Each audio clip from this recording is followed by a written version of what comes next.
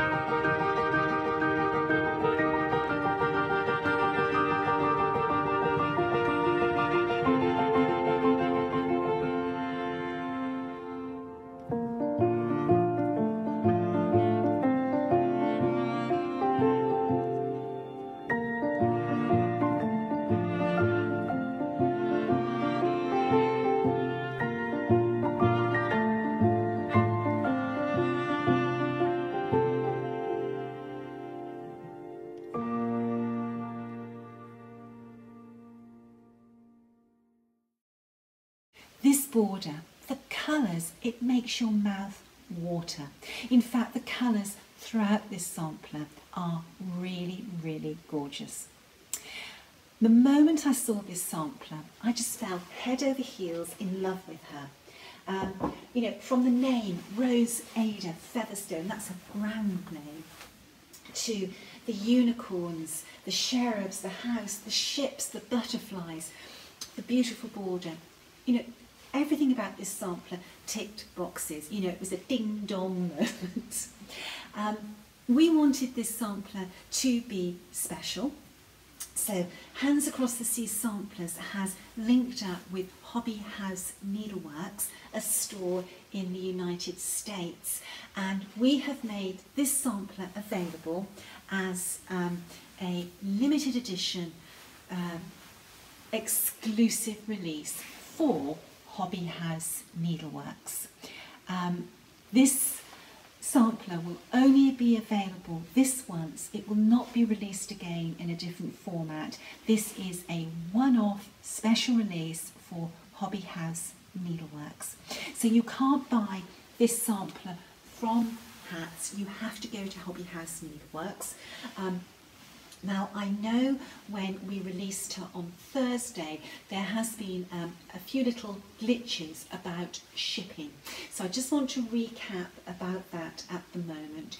If you live in Australia, even though the United States, you can't ship to Australia at the moment, we will be shipping booklets to Australia direct from the UK. You still need to make your order through Hobby House Needleworks, but we will ship them from the United Kingdom. And if you want to order a kit, Kathy and David, the owners of Hobby House Needlework and Hats, we have come up with a plan to get your kits to you. So please don't worry about that. Just email Hobby House Needleworks. Kathy and David are very quick to respond, and they will get back in contact with you about how we will get your kit to you.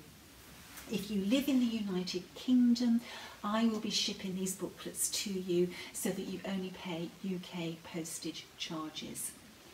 Okay, so what can I tell you about this little sampler? Well, if you go to Hobby House Needleworks website and you go to Rose Ada Featherstone's page, you will see that they have many different options.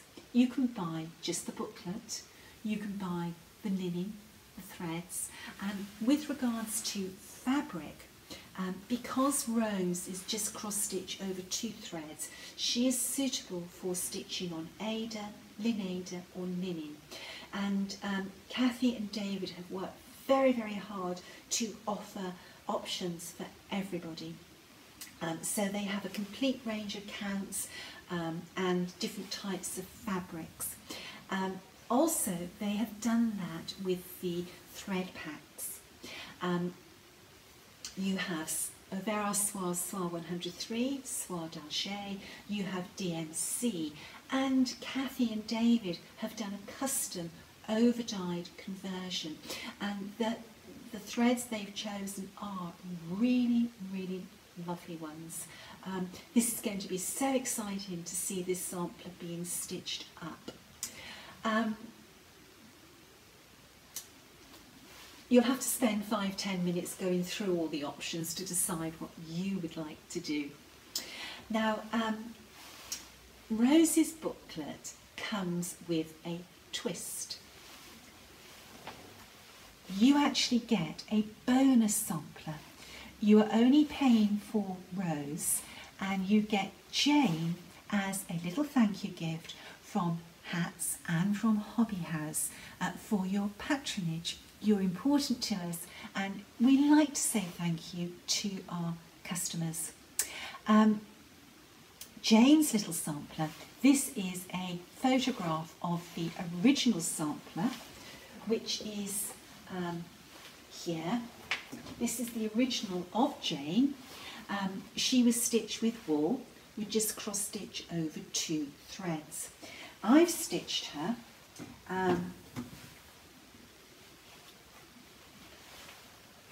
on really what is just a scrap of leftover linen from another project, and I've used a Vera Soie 103, and here are the colours for Jane. Very, very pretty. I haven't actually finished my little model because I'm very torn about whether to frame her or finish her into a small. Where Jane lived, it was in the heart of the cotton mills industry, so I was thinking that it would be rather nice maybe to put her on one of these antique cotton spools, and this spool may even come from a mill next to where Jane lived. We don't know, but that could be rather nice wrapped around this spool. And when in doubt, I always stop and ponder, and at the moment I'm pondering. Anyway, let me tell you a little bit about Rose, because Rose has a really, really interesting story. She was quite a girl, and she lived quite a life. Rose was born on October the 29th, 1881 in, and I hope I pronounce this correctly, Galthy Astley, which is an area of outstanding natural beauty in North Yorkshire. Now, when I started to research Rose, I realised I could find Rose Ada Featherstone, but I couldn't find her birth, and she was born at a time where you had to register births. That was really, really unusual. And then I realised that her parents were married after she was born, and I could tell that because she put her age on the sampler and a date. So I wondered if maybe there was something wrong with her birth, and I looked and I could find Rose Ada Maxwell, which was her mother's maiden name. So I sent away for the birth certificate and her parents' marriage certificate. And on her birth certificate, the father's name is blank. And at this time, you couldn't register a birth and put a father's name on the certificate if the father was not present. This little girl, she was illegitimate. And the really unusual thing was that her birth was not registered until 79 days after she was born. And this was when you could be fined for not registering a birth. I wondered if Frances, Rose's mother, she was holding on, you know, desperately hoping that the father would acknowledge his child, but he didn't. So Rose's official legal name is actually Rose Ada Maxwell. Now, Frances married in the May of 1882, the year after Rose was born. And on her marriage certificate, her age is recorded as 25, and she married Alfred Featherstone, who was recorded as being 20. Now, was he Rose's father? I don't think he was. Alfred was actually only 17 and Frances was 30. She was 13 years older than her husband, and that's quite a difference in this time. You know, when you're 30, you were fairly old in Victorian times in your sort of natural lifespan. We wonder if Frances sort of beguiled Alfred into marrying her. They were both servants working for a Jane Fairgrave in Laverton House in Laverton at the time. In 1891, so that's when Rose was 10, she is listed on the census as Rose Ada Featherstone, so she took her, or she used her stepfather's surname. But we find Rose entering the United States as a married woman under the name of Featherstone.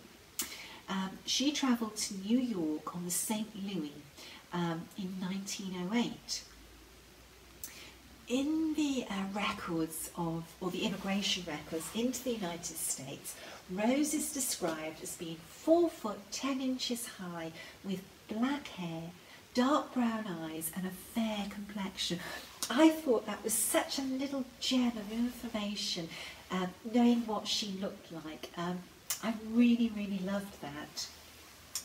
She travelled to the United States with her husband, Frederick William Featherstone, who was a car mechanic and the purported son of Alfred Featherstone of Galfie. But it was Rose that was Featherstone. Frederick William Featherstone was actually Frederick William Hunt.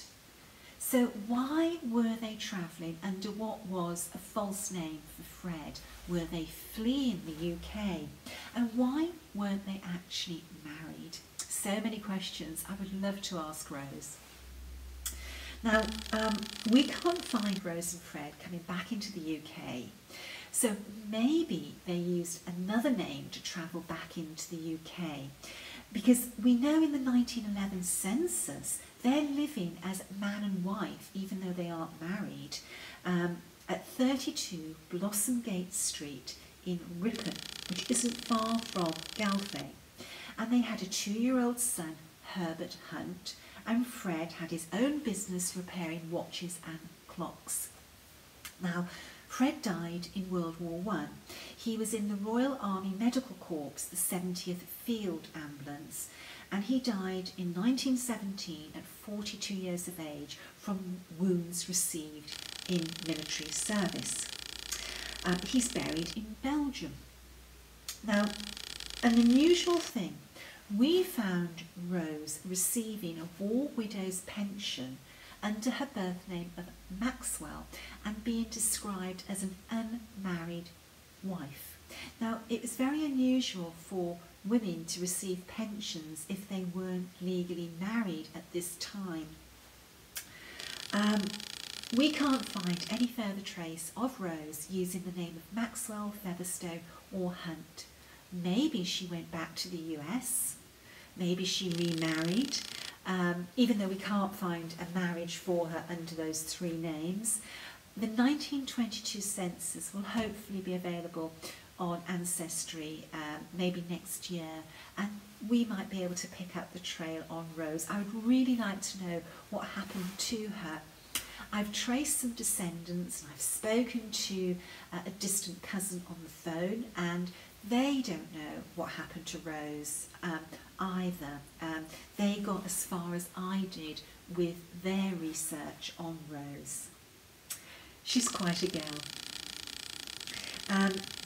The G and the A on her sampler probably stand for Galfay Azalea, where she lived as a child and where she would have stitched her sampler. Her original sampler was stitched on 28 count Penelope canvas with wool thread. The sampler is 221 stitches by 206, so it's a really nice size. It's not small, it's not large, it's just a really sort of super middle of the road size. Cross stitch over 2, she uses 12 different colours. So, you know, a fabulous sampler for anybody, doesn't matter what your ability is to stitch. If you've never stitched a sampler before, have a go with Rose. You know, if you've only ever stitched on Ada and you would like to try linen, have a go with Rose. She is really, really pretty, and one of the reasons that we chose Jane as a little companion bonus sampler for Rose was that Jane was actually born less than 20 miles away from Rose. Well, it's less than 20 miles as the crow flies. It might be a tad further if you went by road. We know that Jane was, let me just turn this booklet round, get it the right way. Jane was born,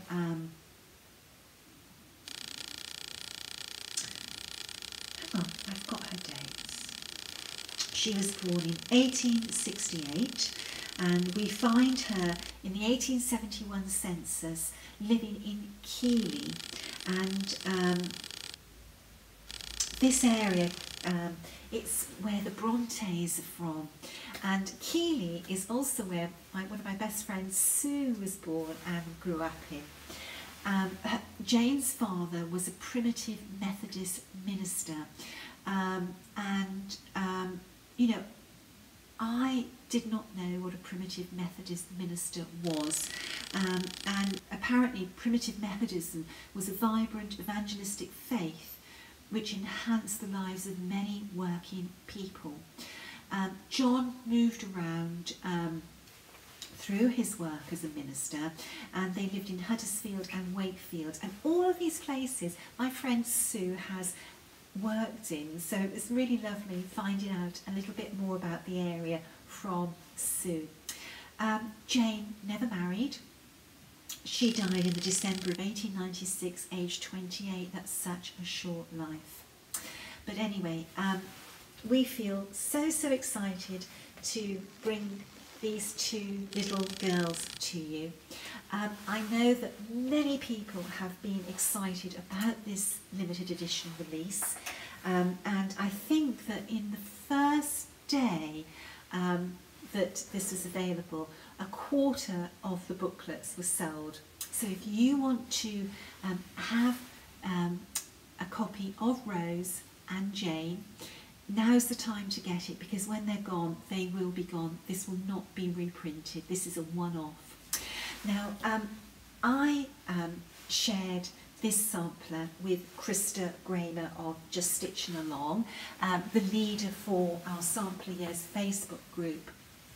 And Krista is one of my very bestest of friends and has been for many years, and we always share our needlework with each other. When she saw Rose, she loved her and she said, I am going to stitch this sampler. So Rose is going to be the 2022 stitch along for our Sampler Years on Facebook. Krista has put on her Instagram page details of the stitch along, and yesterday Krista announced in our Sampler Years via a live video details of the 2022 stitch along. You don't have to be on social media to participate in the stitch along. You know, if you would like to stitch Rose, you know, you don't need to be on a member of our Sampler Years. What Krista thought would be a really wonderful idea was that with Jane, this little bonus sampler. Because she's small, we could follow the French tradition of stitching a blessing sampler. And if you haven't heard of a blessing sampler, on January the 1st, you start a sampler which you finish by the end of January, and it's to bring you good luck throughout the year with your stitching. So the stitch along will start with Jane, and for those of you who stitch Jane in the month of January, there will be a draw at the end of the month, and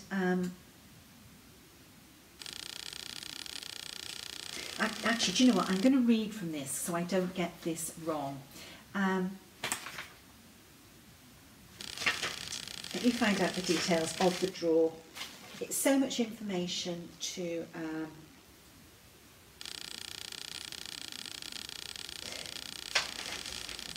yes, those of you who complete Jane Elizabeth Milner, the Blessing Sampler, in the month of January 2022, there will be 2 draws. The first draw is an embroidered tote bag from Hobby House Needleworks, and the second draw will be a $25 gift card for Hobby House Needleworks, donated by Krista. Krista, she's an amazing stitch-along leader. She puts so much into these stitch-alongs. Every month she does a live video where she is stitching on the project, sharing news and updates. And then with Rose will be, or has been divided into 11 sections, which covers February through to December. And for those of you who finish Rose in the year, there will be a draw for the original of Jane Elizabeth Milner. Somebody will win that sampler, and that's why I show the original sampler in the booklet. Somebody will have this sampler at the end of the year. There will also be a £50 voucher for you to spend on the Hands Across the Sea Samplers website. And third place for the end of the year draw will be another embroidered tote bag from Hobby House Needleworks. Now, you don't have to stitch this within social media to qualify for the draw. There is a special email address that Krista has set up for people to send their finished samplers to, and I will post a link to this PDF on the Hands Across the Sea Samplers website, which explains everything about the stitch along. Krista has put a lot of work into putting this PDF together, explaining the stitch along. For those of you who join the stitch along, you do not have to stick to the monthly plan. It's there as a guideline, and it's how Krista will stitch her sampler. You might decide to sit down and stitch the sampler in one go. You might decide to stitch it in a different order, or just join in at any time throughout the year. But if you finish it, make sure you send your finish in so that you qualify for the draw. We do love a stitch along at Hats. I have made so many friends over the years through participating in stitch alongs, and if you think about it, Flosstube, Facebook, Instagram, it is one great big stitch along where we're sharing our needlework with each other. So many friends have been formed, or friendships have been formed through needlework. We hope that when you visit Hobby House Needleworks website, that you will take the time to look around their site. It's a super store. If it wasn't for COVID, I would have visited Hobby House Needleworks by now. It is on my bucket list, and when the border opens between the UK and the US, I will be visiting Hobby House Needleworks. Myself and a group of friends will be gathering there, and I really hope that that border will open next year, although I did read in our papers that your country may not open its borders to the UK until after November 2022. I hope it's sooner than that. I actually hope that I can visit Hobby House Needleworks throughout the year of the stitch along, and maybe put a few stitches in my Rose Ada Featherstone that I'm going to stitch at Hobby House Needleworks with Krista and with a group of my other friends. And when I visit Hobby House Needleworks, I hope that maybe you'll come along too, and I'll get to meet you in person. All of these floss tubes are wonderful ways of linking with you, but it would be so nice to actually meet you in person. Anyway, this video has gone on for so long. I did have some other things to show you, but they're going to have to wait till next weekend. Rose Ada Featherstone and Jane Elizabeth Milner are available now for pre-order from Hobby House Needleworks website. And remember, no matter where you live in the world, Hobby House and Hats will get you your booklets by one way or another. Get your copy now before she sells out. Until next week, bye-bye.